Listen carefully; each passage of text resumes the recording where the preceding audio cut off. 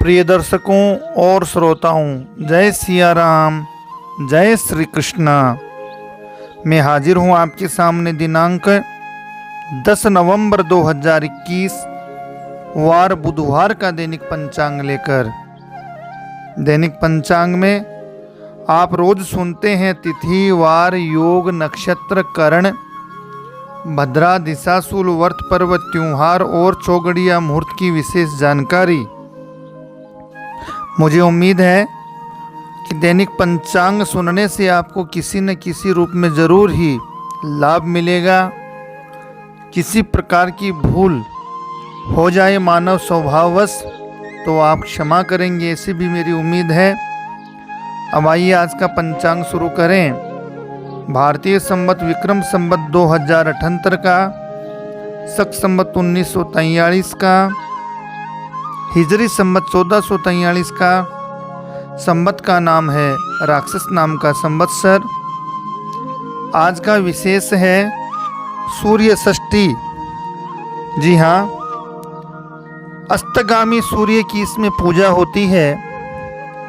भारत में बिहार प्रांत का ये प्रमुख व्रत पर्व त्योहार है। सूर्य षष्ठी भगवान सूर्य नारायण को समर्पित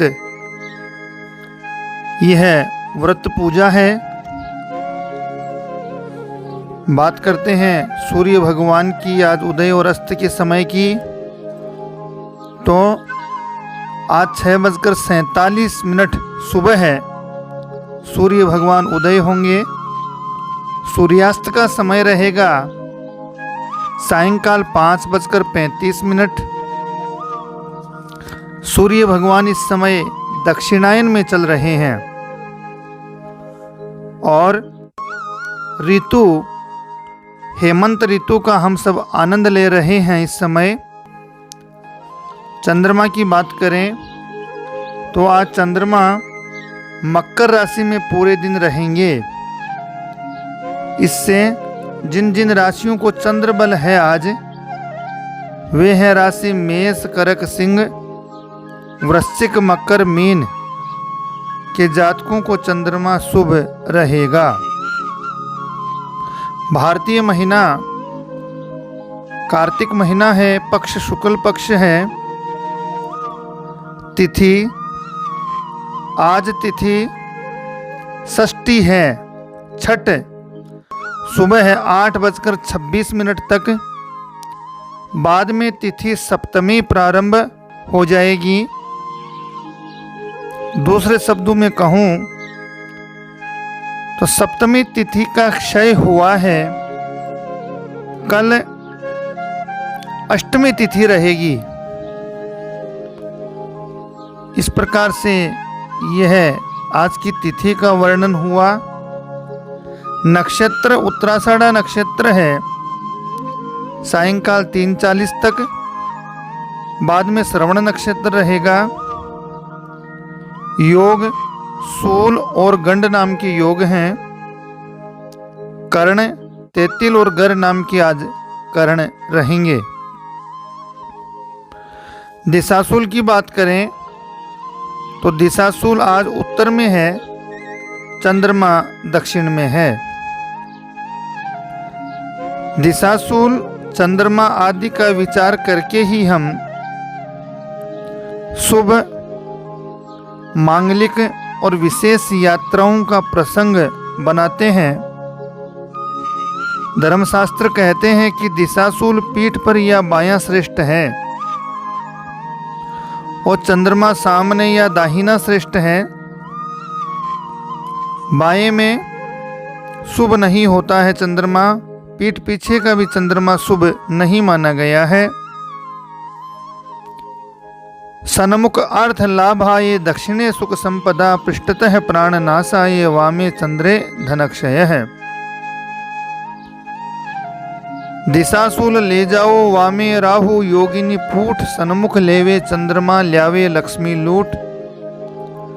ये हमें धर्मशास्त्र बताते हैं। आज भद्रा नहीं है, आज पंचक भी नहीं है। चौकड़िया मुहूर्त की बात करें तो अभिजीत है आज दोपहर 11:40 से 12:40 के मध्य शुभ है, श्रेष्ठ है, परंतु आज अभिजीत शुभ नहीं माना गया है। आज अभिजीत के समय में ही राहु काल रहेगा, इसलिए आज अभिजीत का समय शुभ नहीं माना गया। 12 से 1:30 बजे तक का समय अभिजीत और राहु काल होने से आज शुभ नहीं है। चौगड़िया मुहूर्त की बात करें तो आज सुबह सूर्योदय से 9:29 तक 9:30 तक लाभ और अमृत का चौगड़िया है। 9:30 से 10:50 तक काल का चौगड़िया, 10:50 से 12:15 बजे तक शुभ का चौगड़िया, 12:15 बजे से 2:53 तक रोग और उद्योग का चौगड़िया, 2:53 से सायंकाल 5:30 बजे तक चर लाभ का चौगड़िया रहेगा। चर लाभ अमृत शुभ यह समय आज का अच्छा रहेगा। रोग उद्योग काल राहु काल और अभिजीत नाम का ये समय आज शुभ नहीं है। जानते हैं कार्तिक महीने के बचे व्रत पर्व त्योहारों को, तो 21 अक्टूबर से 19 नवंबर तक कार्तिक महीना माना गया है, जिसमें आज सूर्य षष्ठी डाला छठ नाम से ये पर्व मनाया जाता है। जी हाँ, विशेष महत्व है। भारत के बिहार प्रांत में इसका सर्वाधिक प्रचलित पर्व है वहाँ का। हमारी परंपराएं की जड़ें बहुत गहरी है, अतः जितनी भी भारतीय परंपराएं प्रचलित हैं प्राय उन सभी का मूल स्रोत कहीं न कहीं पौराणिक कथाओं में अवश्य उपलब्ध होता है। सूर्य षष्ठी का भी विशेष प्रकार से धर्मशास्त्र में वर्णन मिलता है। अब बात करते हैं 11 नवंबर गुरुवार को गोपाष्टमी है, दुर्गाष्टमी का पर्व है। गोपाष्टमी,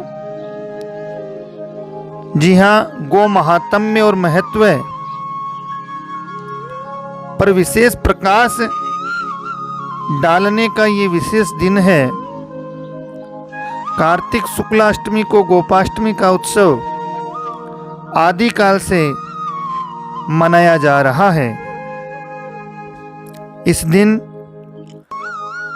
गौ माता की गंध पुष्प आदि से पूजन करें, गोप ग्वालों की पूजा करें, गायों को गोग्रास दें, परिक्रमा करें। गोपाष्टमी के दिन गौ माता के चरणों की रज को मस्तक पर धारण करें, सौभाग्य की प्राप्ति होती है। जी हाँ, विशेषकर गौशालाओं में गोपाष्टमी के पर्व का विशेष आयोजन होता है। हम सभी का धर्म भी है और कर्तव्य भी कि गोपाष्टमी को अपने गांव, नगर, शहर की गौशालाओं में विशेष रूप से आयोजन किया जाए और एक पर्व, उत्सव, महोत्सव के रूप में हम इस सब मनाएं। गौ महात्म्य, गौ संवर्धन की चर्चाएं करें और गौ सेवा के निमित्त निश्चित कुछ न कुछ धन खर्च करें। गोपाष्टमी के दिन गौ महिमा, गौ पूजा का विशेष महत्व माना गया है। 12 नवंबर को आंवला नवमी, अक्षय नवमी का यह पर्व माना गया है, जिसमें आंवले की पूजा का विशेष महत्व है। धात्री वृक्ष अर्थात आंवले के नीचे पूर्वाभिमुख बैठ करके पूजा करने का विशेष महत्व बताया गया है। आंवले के वृक्ष की जड़ में दूध की धारा गिराते हुए पितरों के तर्पण का विशेष महत्व बताया गया है। कर्पूर या घी के दीपक से आंवले की वृक्ष की आरती करें, पूजा करें, प्रदक्षिणा करें, इसका बड़ा महात्म्य है।